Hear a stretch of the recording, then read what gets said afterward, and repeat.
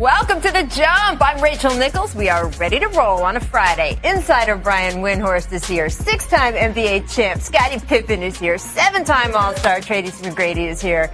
Well, Friday feeling in the NBA, right? The trade deadline's over. Thank you. Everyone can relax a little bit. And hey, guys, for the first time, well, at least a little bit last night, it looked like the Clippers might actually, maybe, sort of, beat the Warriors in a game of professional basketball. Even with Doc Rivers holding out Chris Paul, LA was up by 16 points in the second quarter. But then, then it happened again. Use any metaphor you want. Lucy pulling the football away from Charlie Brown, right? Do that. The Roadrunner besting Wile E. Coyote.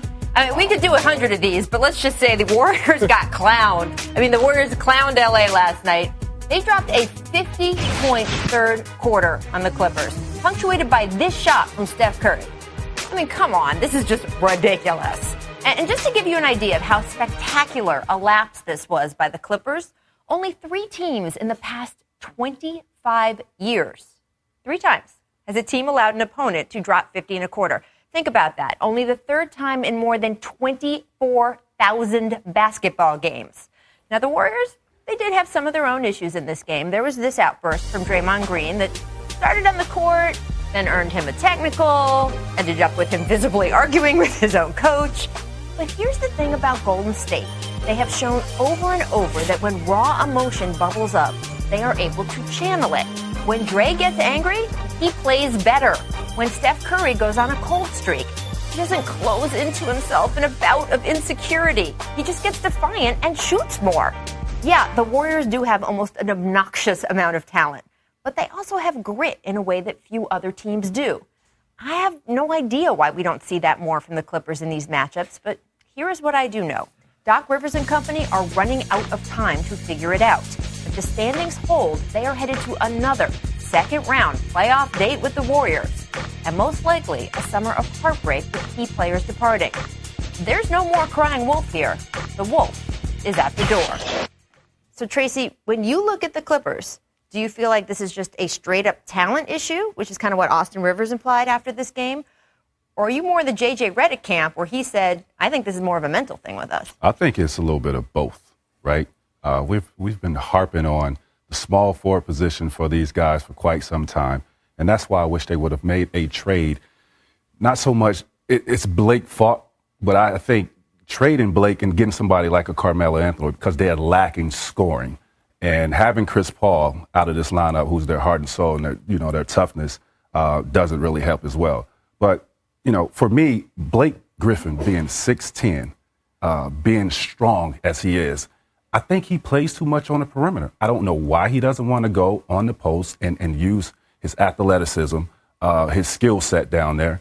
And that's just a mindset. To me, it's just being soft. Not him as a person, but as a player, I think he needs to be a little bit more physical on the basketball court. Well, I have to agree with Tracy. I think it's a little bit of both. You can use the word soft and Blake Griffin together in a sentence, too? I see him soft, but I see him lacking a lot. From a defensive standpoint, they also need a small forward. They need a guy that can score. So when you're talking about matching them up against a team like Golden State, they need to have more scorers on the floor. And right now, they're lacking that. Paul Pierce is a little bit too old right now to compete with that team. I mean, he can still give them some offense, but to get up and run up and down the court with a team like Golden State who plays very fast, scoring 50 points in a quarter, I mean, come on. Rachel, when I was a kid in Ohio, the Cavs had 3 All-Stars, Mark Price, Brad Daugherty, Larry Nance. Really good team. And every year, they ran up against this damn team from Chicago. Yeah, I remember those days. And they just couldn't beat them. And that's life in the NBA. Sometimes the other dude's better, the other dudes are better. You feel like this is the case? That's it? This is the case. So they should just go home, not play the rest of the season? Well, they got to play it because Steph Curry could slip and sweat. Right. That's why you got to play it. But, I mean, look, when they played last month, they played here in L.A., and Draymond Green didn't play. He was banged up at his shoulder. And they couldn't beat them without Draymond Green, who gives them the most problems. And with Chris Paul, by the way, they've not been able to beat them with Chris Paul either. I do want to, Trace, I don't want to drum up trouble here. I want to let you expound on your point. Well, no. Because I know you are not calling Blake Griffin soft. I'm not calling Blake Griffin soft. But this has been a key crux, right, of your issue with the Clippers, is the way he plays. Yes. For his skill set, 6'10", I don't want Blake Griffin to be out on the perimeter. I want him to be a brute inside to punish. If Kevin Durant is guarding Blake Griffin, he should punish him on the block. I mean, because he's a lot bigger, he's stronger, and that wears him down on the other end. That's how you gotta have that mindset, and I don't think he understands that. Yeah, well, I want to talk about the trash talk part of the game, and Scotty, you can tell me if this brings up any memories for you, because I remember those teams Brian's talking about too, and there was a lot of talking. Take a listen to Draymond Green last night going at Paul Pierce, who, by the way, was on the bench at the time. Here you go. Chasing that farewell tour, they don't love you like that. You can't get no farewell tour, they don't love you like that. You ain't got that type of love. You thought you was Kobe? You ain't Kobe. Post-game, Pierce responded on Twitter saying 73 wins and you thought you was going to win a title. 3-1 lead. Oops. I mean, how do you feel about this, Scotty? You know what? Great comeback from Paul. I appreciate his comeback, but I thought it was disrespect last night from Draymond. You thought he crossed the line? The guy wasn't even in the game, and you're going at him on the bench. And it's not like he's been a scrub his whole career. I mean, he's a Hall of Famer, first ballot. So, give him a little respect and at least let the guy get on the court before you start talking trash. But what if Pierce said something first? Because I just can't see Draymond just coming out saying that to Paul Pierce. Like, if Draymond initiated this, that's very disrespectful to a guy like Paul Pierce. To somebody that can't defend themselves. Paul Pierce is one of the greatest trash talkers of all time. Absolutely. Remember, this is the guy that said the greatest walk-off interview in NBA history, never to be beat. But, not everybody likes Paul Pierce. I'm going to go back to the greatest piece of trash talk Chris Bosh ever delivered was aimed at Paul Pierce when he called him a studio gangster when he came at the Heat. So I don't think Draymond's alone in getting, having enough with Paul Pierce running his mouth. Which is a strange thing to say about someone who I don't have a problem with the like trash talking, man. We grew up on the playground. This is what we do, right? And it's in between the lines. I just hated that Paul Pierce is not in his prime to go out and defend himself because it would have been different. What's the best sort of you, MJ, in your Bulls prime trash talk? Who did you guys get into it most? Was it the Pistons or? You know what? We didn't do much trash talking against the Pistons. What? We were always battling, trying to overcome them, so it wasn't much trash talking. And then when we were able to dominate them, then Scotty, you not they about kind to of sit ran here on the this rock show. and hid somewhere. Scotty, we couldn't really find them. Y'all walked off that court. When they walked off that court, when the game was still going on, didn't y'all face them again? And y'all ain't trash talk that game? We weren't trash talking. It was a lot of bad blood there, It wasn't trash talking because there would have been some action going on beyond basketball. It was action back then. Yeah, it was action. You dunking on Patrick Ewing pushing. That's why when Pierce was on the court in his prime, and it would have been a better scene last night. I don't know. I mean, we also had Shaq and JaVale McGee going at it last night, right, guys? TNT, they've done that Shaq in a Fool segment, which for a long time, JaVale is a star of that. But last night, they went a little further. They were doing like an Oscars movie bit through the whole show. It was very funny, but JaVale, not really amused when they made him part of the joke. The two went back and forth on Twitter afterward, and look, I would show you the Twitter back and forth, but honestly, most of it is not appropriate language for a family program like ours. I mean, seriously, this is how it ended, though. Shaq posting a Photoshop saying, "America, meet JaVale Bum McGee." It wasn't that. They've got good Photoshoppers over there. He could have really taken advantage of And he did it someone. like literally in the middle of the night, too. Sort of under the cover of darkness. I mean, it is the second time in a month we have had a high profile player turned TV commentator get into it with a player who's currently in the league. I mean, you guys are now sitting in this chair. How appropriate is this? Is this still trash talk all in fun, or is this supposed to feel like this? At least we're getting some kind of trash talk in the game. But, I wish Shaq was playing. Shaq has always been hard on other big guys. And JaVale's glad Shaq's not playing because he would do some damage on JaVale. Well, for sure. But, I think it's just all fun and game. I wish Shaq was a player that we could see it more in between the lines. But, let him keep it on social media. No, I love the trash talk. What I don't like about it is threatening another player. Yeah. That's when I think you cross the line. But it's all fun and games when you're just going back and forth and jawing on each other. Look, Shaq's done this before. Shaq used to bully Dwight Howard. Right. and with this whole Superman thing or whatever. And Dwight went back on him and said, hey, knock it off. So JaVale has certainly earned a little bit of mockery because he's done some stuff.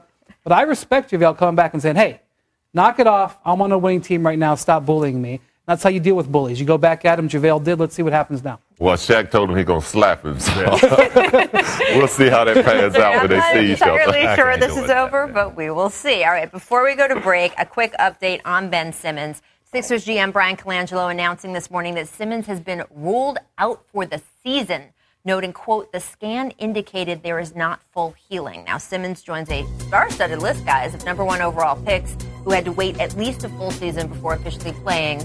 Some of these guys went on to great careers. Some of these guys, not so much. But, Brian, what can you tell us about why this was made? Yeah, this isn't the end of the road here. They're just really careful. This is a Jones fracture. Same thing Kevin Durant did. Remember, Durant came back, re-injured, had to have another surgery. They don't want that to happen. They're going to be super-duper cautious. He's not going to play in Summer League, from what I'm told. Wow. We're not going to see Ben Simmons until the fall. That foot is going to be as healthy as possible. Caution over anything. If the Sixers were chasing a playoff spot, if the Sixers had a chance to do something postseason, I think it would be a different situation, but there's no reason to mess around with a 20-year-old. I agree. There you go. Super-duper cautious. That's a medical No term. Summer League. It's going to be now. Jump is coming right back after this break. But first, a couple star players not so happy after yesterday's trade deadline came and went. We will talk Paul George next. First, though, so they asked Carmelo, do you know what the Knicks are doing? He said. No, not now. No. To be honest with you, no. I think they was, kind of planning on the trade, on the trade deadline, and whether they were trying to make moves. I think that was one plan.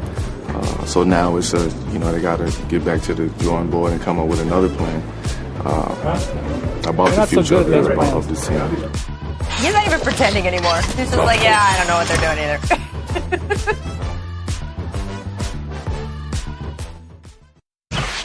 I kind of was on the ropes, just like you guys were, on what was about to happen. It's kind of a dark moment of uncertainty. And that was the frustrating part. You want me to be a guy here. Thought I would have been in the loop a little more on that. A dark moment of uncertainty. It's like a bad novel or something. That was Paul George's reaction to being part of the trade deadline circus yesterday. Guys, does he have a right to be upset about all this? No, a dog moment is when you go to the bank and you don't have a check. That was not a dog moment. And, as a player, the past player, you're never going to know what management is doing. They're going to keep you comfortable. They're going to talk to you. They're going to rub you the right way. But they're never going to tell you about a trade. And you're going to hear these rumors, and they're going to tell you everything that you need to hear to be comfortable where you are. And well, he obviously it's not fair to a player. I think he has a right to voice his opinion, because if he's the cornerstone for this franchise, keep him in the loop of what's going on. And that's how I feel. I mean, if these guys are telling me that possibly might be moved early in the season and come trade deadline, there's no communication between me and the organization, yes, I want to voice my opinion to find what's going on. Well, Rachel, this is what was going on. His agent was going out and telling teams who were thinking about making trades for him, don't trade for Paul George, because he's signing in Indiana in 2018 or he's signing with the Lakers in 2018.